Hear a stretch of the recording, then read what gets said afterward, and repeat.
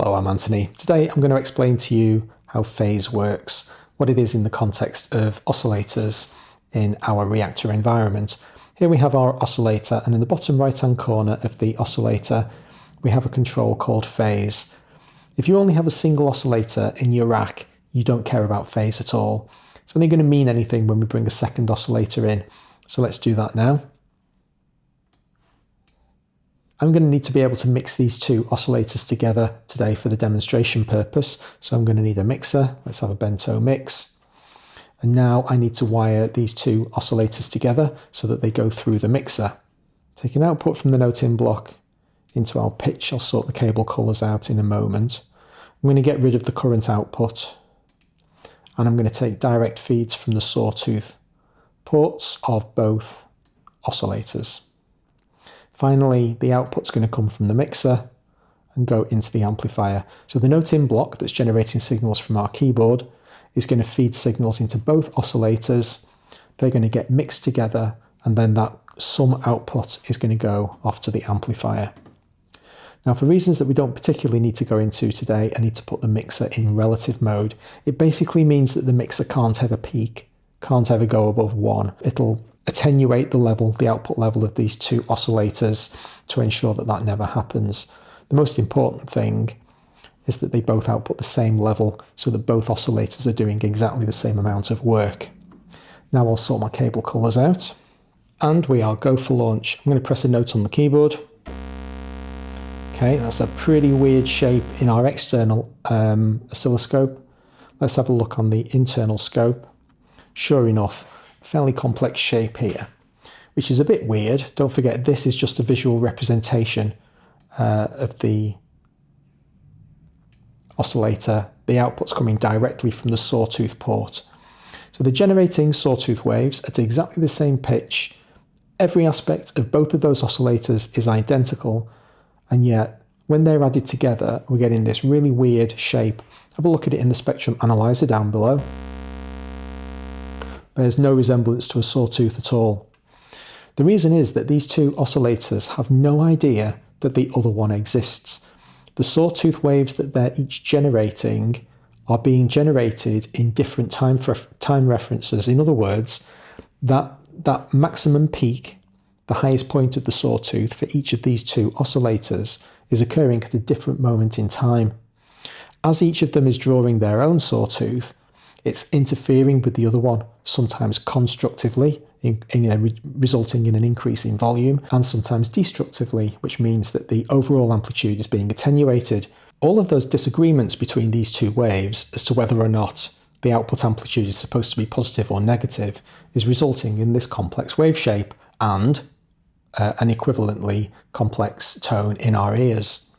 But I want to get it under a little bit more control than that. At the moment, it's like the Wild West. These two oscillators are just completely out of control. I can get them under my control quite easily. I need to engage the reset feature on each of the oscillators. And I'm going to take a gate output from the note in block, and I'm going to send it into the reset port of each of these two oscillators. What this means is that every time I press a key on the keyboard, both of these oscillators are going to be instructed to start generating their sawtooths at exactly the same time. Watch what happens now in the oscilloscope. We once again get a single sawtooth. Now the sawtooth that you're seeing here is actually an amalgamation of those two oscillators working in perfect harmony.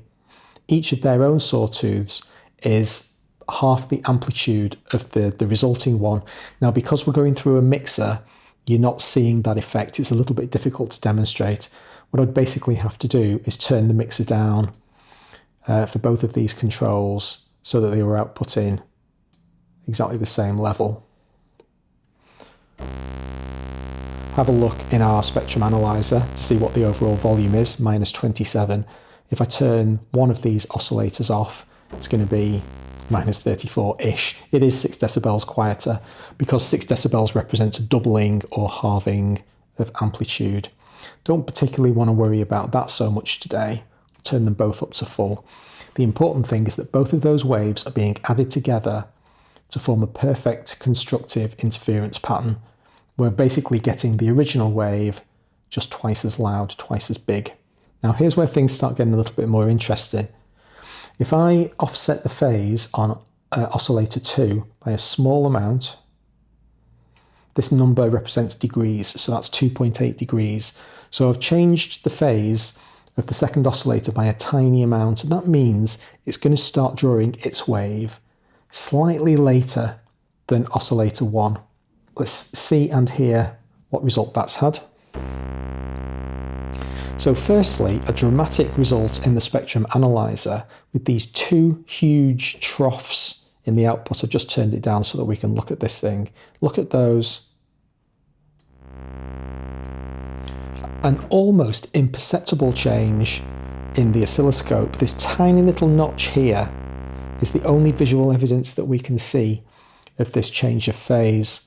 Oscillator 2's been offset by such a small amount that for almost all the time, maybe 95, 96% of the time, these two oscillators are in almost perfect agreement as to what should be happening. Their positions on the relative drawings of their waves is so tiny, it's essentially imperceptible. And so the total sum output of the combined waves is almost identical to what it was in the past. However, there is a moment in time, just here, when the two oscillators dramatically disagree about what should be done.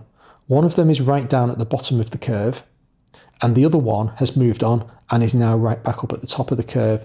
So they fundamentally disagree. They're 100% misaligned. This happens for a tiny period of time until the second oscillator catches up and almost completely agrees with the first oscillator again about what should be done. So the sawtooth is a great example, a great opportunity to illustrate the change of phase because it's so dramatic, that single moment in time when the two oscillators are in such violent disagreement with each other that they generate opposite control voltages. Those opposite control voltages for that moment in time result in zero sound. There's basically no sound output. And these are the representations harmonically of those moments in time when the two waves perfectly cancel each other out. The further out of phase I knock these two sawtooth waves, the more often they're going to disagree with each other.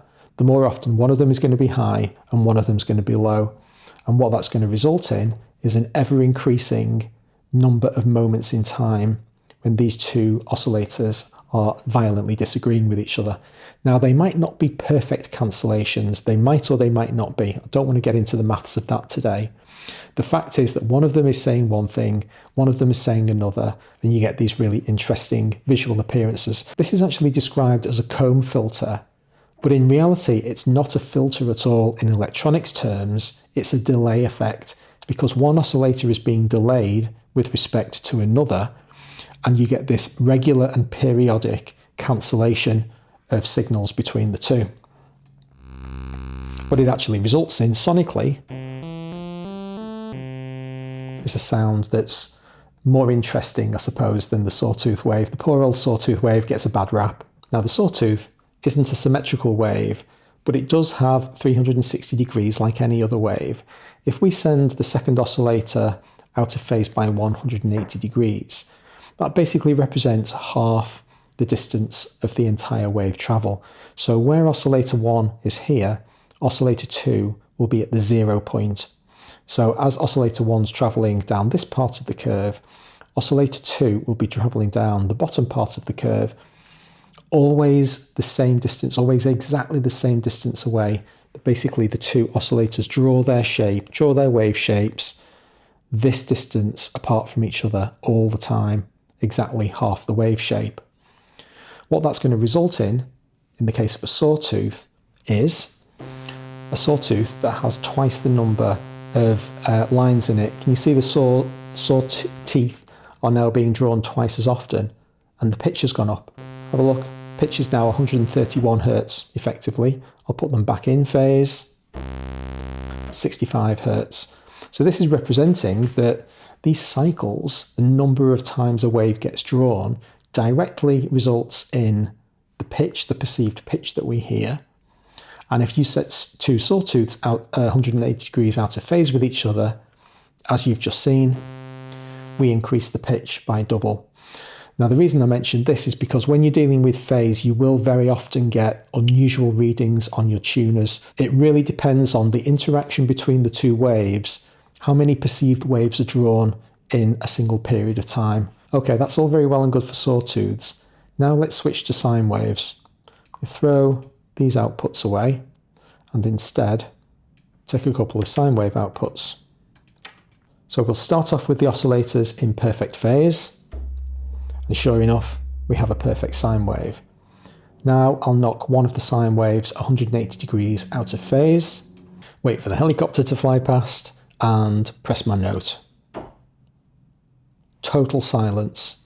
It's actually a little bit easier to see on the master oscilloscope because it's a little bit more responsive. But I'm pressing the key on the keyboard and we get absolute silence. Those two waves have cancelled each other out perfectly. Let's go back and have a look at what a sine wave represents. So I've just basically turned one of the oscillators off. So this is just oscillator 1 at the moment. There's its sine wave. If we knock these waves out of phase by 180 degrees, it means when oscillator 1 is here, oscillator 2 is here. +1 - 1 equals 0. When oscillator 1 is here, let's call it 0.9. Oscillator 2 is here. Let's call it -0.9. Again, they cancel out to 0. At every single point on the journey of these two oscillators, the net result, the net total amplitude is 0. And so we hear silence. Turn oscillator 2 back up again. And this is the net cumulative output of two sine waves 180 degrees out of phase with each other. In fact, sine wave is the only wave where, regardless of the phase of the two sine waves, all you ever get is a quieter or louder sound wave. Because there are no harmonics to play with, the sine wave only has a single harmonic. So there's nothing more interesting than you can possibly do than to mess with the amplitude. It basically means it gets quieter or louder. So let's start off at 0 phase. There's our full volume sine wave. And I'll just keep pressing the key on the keyboard to generate these new triggers. And I'll turn the phase up. And as I turn the phase up, you see the wave, the total output wave, get quieter and quieter. Now, the practical applications of this stuff in sound design are manifold. You know, the classic phaser effect is achieved by manipulating the phase of multiple waves together. So this is something that we're going to be able to use an awful lot in our sound design. Today, we were just dealing with a basic introduction, describing what the process was and having a look at the impact on a couple of the basic waveforms. Hope you enjoyed the episode. Please hit like if you did. I'll see you next time. Thanks a lot.